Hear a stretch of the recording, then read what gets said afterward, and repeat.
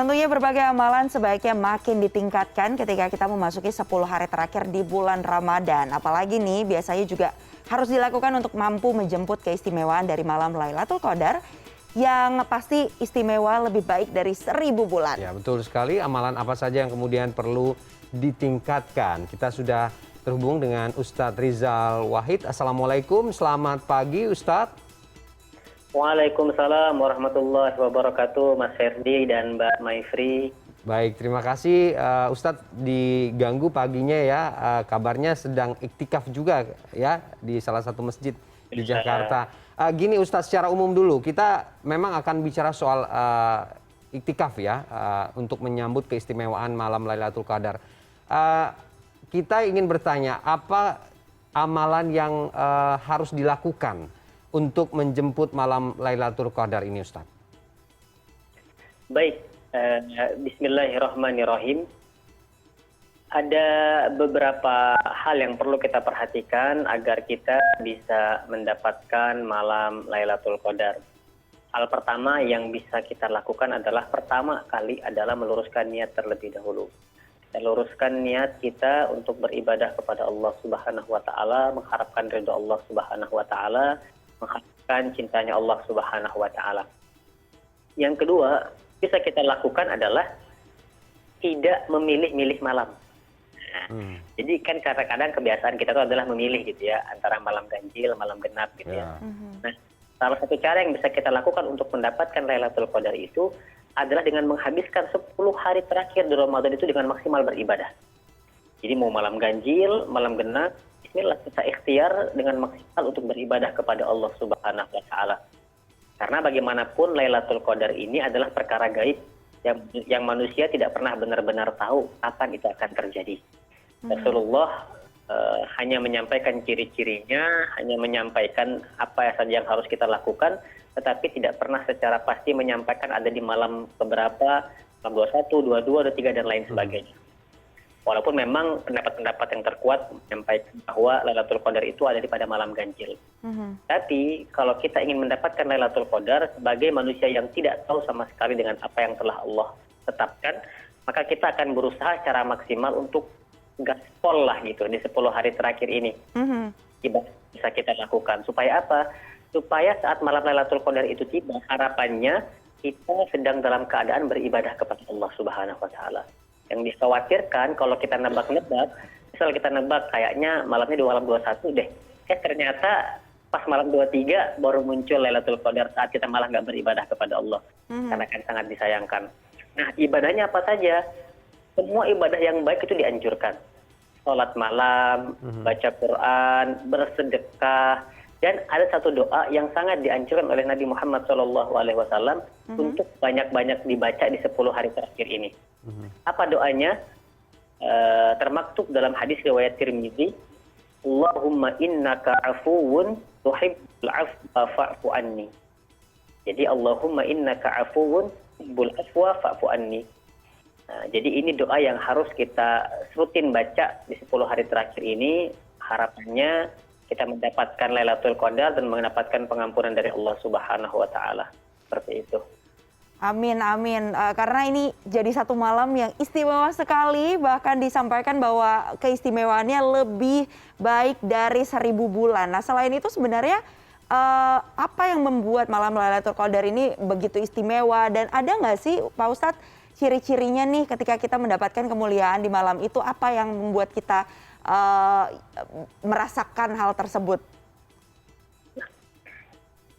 Baik. Apa keistimewaan malam Lailatul Qadar itu? Keistimewaannya Allah firmankan dalam Quran surat Al-Qadar ya. Inna anzalnahu fi lailatul qadar wa ma adraka ma lailatul qadar. Lailatul qadri khairum min alfi syahrin. Itu keistimewaannya. Lailatul Qadar itu jauh lebih baik daripada 1000 bulan. Jadi ini malam yang sangat mulia sekali. Malam yang kalau kita beribadah di dalamnya, malam yang kalau kita bertepatan sedang beribadah saat Lailatul Qadar ini tiba, maka ibadah kita itu seperti sedang beribadah lebih dari 1000 bulan. Atau minimal 1000 bulan. Ini keutamaan yang membuat banyak umat Islam itu mengejar-ngejar malam Lailatul Qadar. Nah, apa ciri-cirinya saat kita mendapatkan Lailatul Qadar? Ini yang menjadi rahasia. Ini yang tidak semua orang, bahkan tidak ada yang pernah tahu apa kira-kira ciri-ciri kalau saya ini dapat Lailatul Qadar atau tidak. Oke. Kenapa dirahasiakan oleh Allah? Agar kita tidak pilih-pilih hari, tidak pilih-pilih malam, tetapi kita berusaha secara maksimal di 10 hari terakhir ini mengencangkan ikat pinggang untuk beribadah kepada Allah Subhanahu wa taala. Sebab kalau kita diberitahu ciri-cirinya, yang dikhawatirkan adalah saat kita mengetahui, oh malam ini saya dapat Lailatul Qadar nih, maka besok dia tidak lagi beribadah kepada Allah Subhanahu wa taala. Tetapi karena ini rahasia, inilah hikmahnya. Inilah keluar biasaannya sehingga memacu kita umat Islam untuk terus semangat beribadah kepada Allah di hari-hari terakhir bulan Ramadan ini.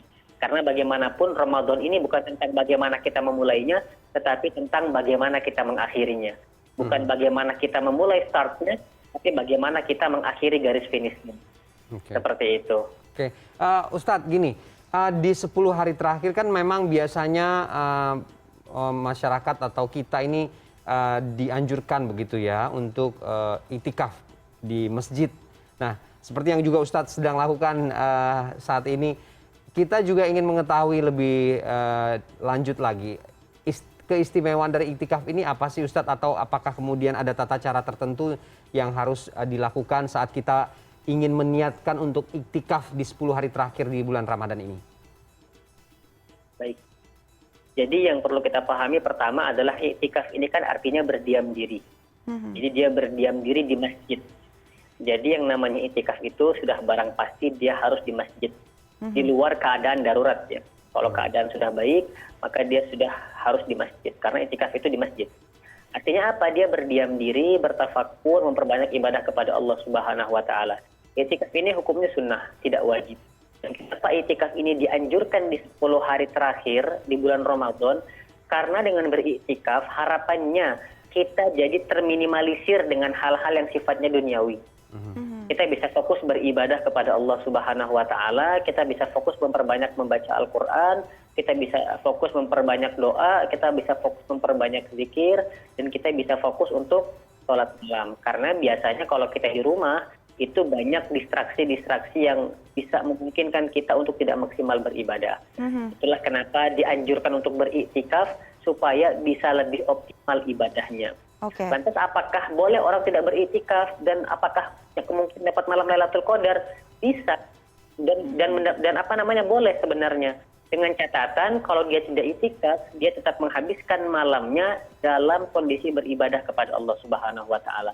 Bahkan menurut pendapat ulama, ibadah yang paling minimal sekali harus dilakukan seorang muslim itu untuk mendapatkan malam Lailatul Qadar itu ada 2. Pertama, sholat Isya berjamaah, kedua, sholat subuh berjamaah. Itu ibadah paling minimal untuk mendapatkan Lailatul Qadar. Nanti ada grade mediumnya gitu ya. Dari minimal naik ke grade medium gitu.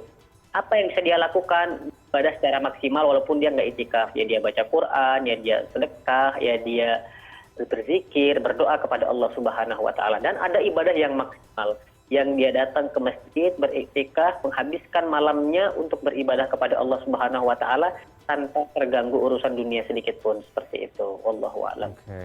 Iya, Pak Ustadz, ini saya sebagai perempuan juga mewakili para muslimah yang ada begitu ya. Kadang-kadang kan kita juga ada banyak sekali pendapat-pendapat yang ada begitu.